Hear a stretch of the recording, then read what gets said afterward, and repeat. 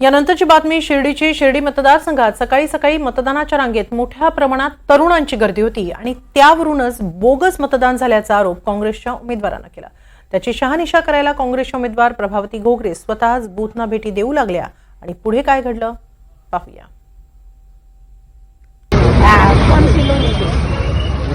क्या नाम है आपका?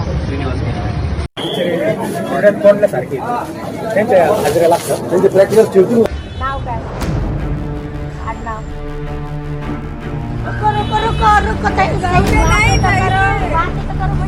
कॉलेजमधल्या मुलांची ही चौकशी करतायत शिर्डी मतदारसंघातल्या उमेदवार प्रभावती घोगरे।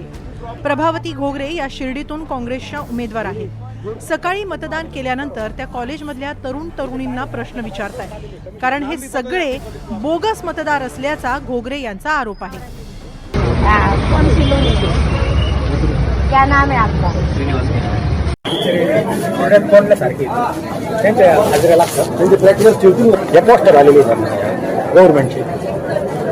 थँक्यू। नाव काय? आडनाव? रुको रुको रुको रुको अरे पूछ रहे हैं सिर्फ। शिर्डीमधल्या कॉलेजमध्ये असलेल्या मुलांना स्थानिक रहिवासी दाखवून त्यांच्याकडून बोगस मतदान करून घेतल्याचा घोगरे यांचा आरोप आहे। तर कॉलेजचे सर्व विद्यार्थ्यांचं जे इंजिनिअरिंग, मेडिकल, बी फार्मसी सर्व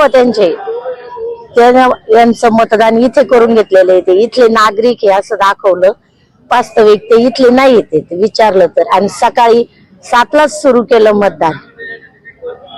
3-4 हजार मुलं मुली येतेच गर्दी तिथे, सगळे मुलंच, त्यांना मराठी येत नाही आणि एकच ते म्हणायचे। त्यांना विचारलं की तुम्ही कुठले? आम्ही बिरोबा जवळ राहतो। त्यांना बिरोबा काय हे पण माहिती नाही, म्हणजे सत्तेचा गैरवापर।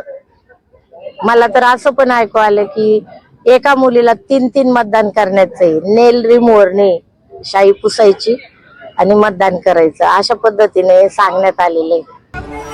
तर घोगरे यांना पराभवाची भीती वाटत असल्यानंच असे आरोप होत असल्याचं विखे पाटलांचं म्हणणं आहे। असं आहे की ज्यावेळी विरोधी उमेदवाराला आपला स्वतःचा पराभव मोठ्या फरकाने होणार आहे हे त्यांना जेव्हा समजतं, त्यावेळी अशा मग कुरापती काढत असतात। पण त्यामुळं त्यांचं मतदान कोणी रोखू शकत नाही। शेवटी जो भारतीय नागरिक आहे त्याला हे मतदानाचं स्वातंत्र्य दिलंच आहे। निवडणूक अधिकाऱ्यांनीही घोगरे यांचे आरोप फेटाळून लावले। शिर्डी विधानसभेमध्ये परराज्यातील विद्यार्थ्यांकडून मतदान या आशयाची बातमी प्रसिद्ध झालेली आहे। याबाबत अधिक चौकशी केली असता सदरच्या विद्यार्थ्यांचा सर्वसाधारण रहिवास हा त्या ठिकाणचा आहे आणि ते रीतसर मतदार आहेत, त्यामुळे ह्या बातमीमध्ये तथ्य नाही। शिर्डीमध्ये भाजपचे राधाकृष्ण विखे पाटील विरुद्ध काँग्रेसच्या प्रभावती घोगरे असा सामना होतो।